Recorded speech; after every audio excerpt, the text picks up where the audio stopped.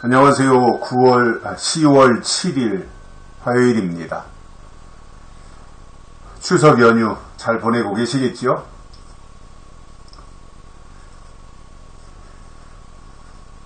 저희는 지금 가족들과 충청남도 금산에 있는 가족 펜션 거기에 와 있습니다.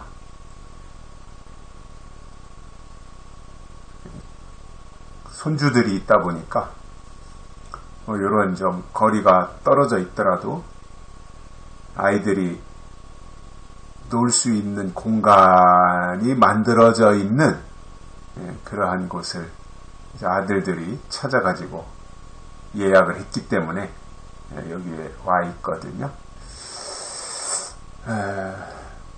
아무튼 추석 연휴 즐거운 마음으로 감사하게, 기쁘게, 행복하게 이렇게 보내시기를 바라고요. 오늘은 사도행전 9장 31절입니다.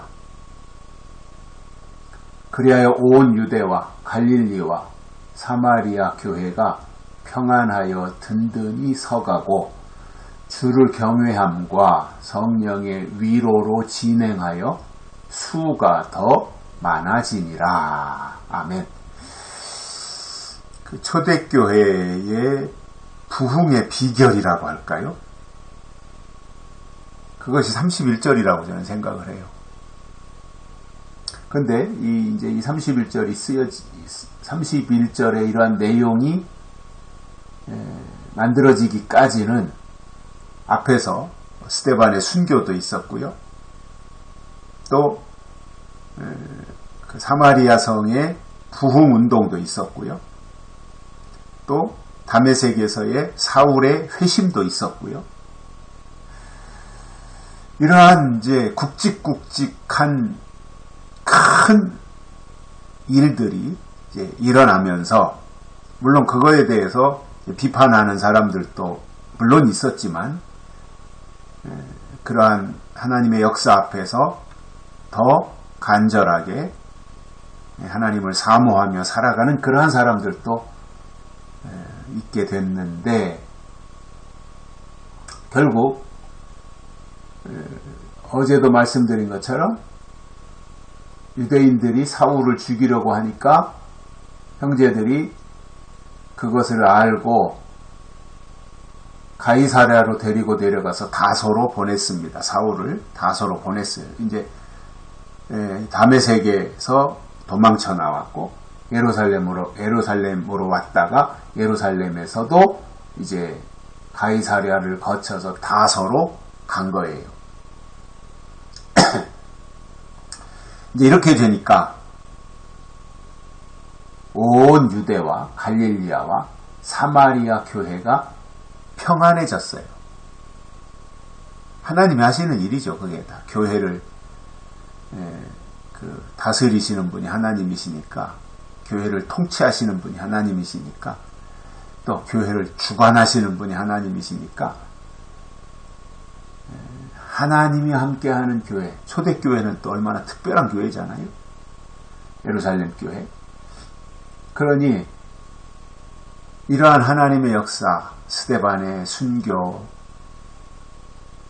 이러한 그 앞에서 일어났던 그런 여러 가지 일들을 이렇게 꼼꼼히 살펴보면 순간순간마다 다 하나님이 하신 일이잖아요. 그리고 사울의 등장도 이제 결론적으로 보면 하나님이 하신 일이고요. 물론 아직까지 유대인들이 사울을 받아들이고 인정하지 않지만, 그러나 그럼에도 하나님의 역사는 지금 진행이 되고 있는 거죠. 그래서 사울이 다소로 내려간 이후로 온 교회가 평안해진 거예요. 하나님의 역사죠. 성령의 은혜이고요. 교회가 평안해지고 또 든든히 서가요. 교회가 든든해져요. 평안하고 든든하고. 아마 어느 교회든 그 누군가가 어떤 교회에 소속을 두고 신앙생활을 하는데 자기가 섬기는 그 교회가 문제 투성이고 복잡하고 맨날 만나면 싸우기나 하고 이런 교회이기를 원하는 사람은 아무도 없을 거예요. 그죠? 본인이 그 교회에 소속이 돼 있다면 그 교회의 멤버로서 그 교회에 가면 늘 평안이 있고 기쁨이 있고 감사가 있고 감격이 있고 은혜가 있고 이런 평안함이 있고 또 그 교회가 날마다 든든하다고 하면 아마 우리 집이 평안한 것보다 교회가 평안한 게 더 좋은 거 아니겠어요? 우리 집이 든든한 것보다 교회가 든든해지는 것이 더 좋은 거 아니겠어요? 사람들의 마음이 다 똑같을 거라고 보거든요. 그런데 이 초대교회가 그랬단 말이에요. 평안하고 든든해지고요. 그러니까 그 다음으로 어떤 일이 일어나겠어요? 당연히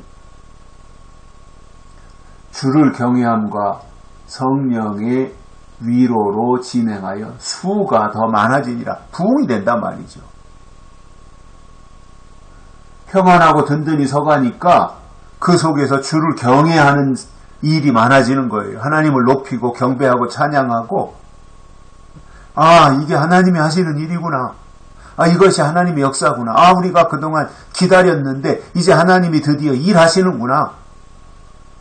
이런 것이 느껴질 때 얼마나 신바람 나겠습니까?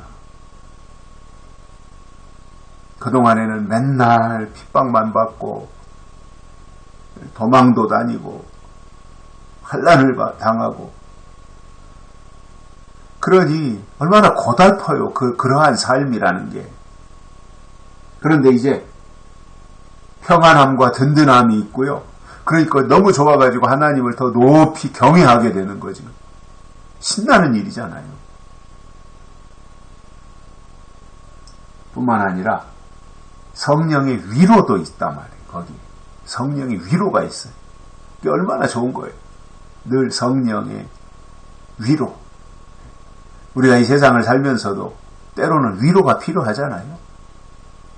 우리가 아무리 약속의 말씀을 듣고 약속의 사람으로 살아간다고 할지라도 때로는 상처받을 때가 있고 때로는 낙심할 때가 있고 그때마다 말씀을 통해서 하나님의 위로가 있다면 회복할 수 있는 거잖아요. 힘을 얻을 수 있는 거잖아요. 더 담대하게 나갈 수 있는 거잖아요.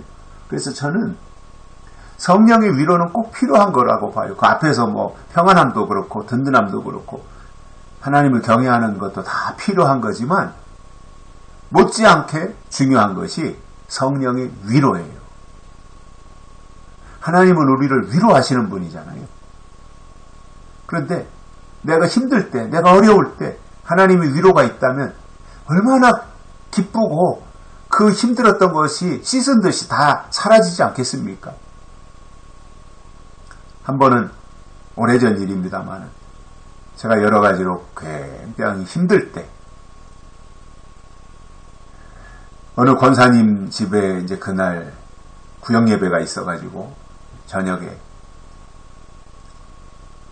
같이 모여서 거기서 예배를 시작하면서 그날도 이제 마음이 너무너무 힘들었는데 거기 가서 권사님을 만나고 또 우리 집사님들하고 같이 앉아서 찬송을 부르는데 눈물이 주르륵 나오고 그런 가운데서 위로가 오더라고요. 마음의 위로가. 그러면서 위로가 되니까 평안함이 금방 쫙 제 마음을 사로잡더라고요. 그러니까 힘들었던 그것이 언제 그랬냐는 듯이 씻은 듯이 싹 녹아내리는 그러한 경험을 했었거든요. 이게 저는 위로의 힘이라고 봐요. 그렇게 되니까 부흥이 되는 거죠. 초대교회가 그렇게 되니까 수가 늘어나는 거죠. 이것이 진정한 부흥 아니겠습니까? 그냥 무조건 숫자만 많이 늘리고 총동원 해가지고 다 사람들 데려다 놓고 이것도 때로는 필요하지만 그것보다는 평안함이 있고 든든함이 있고 주를 경외하고 성령의 위로가 있어서 수가 늘어나는 그 부흥이 진정한 하나님이 주시는 부흥이라고 생각을 합니다. 여기까지 하겠습니다. 고맙습니다.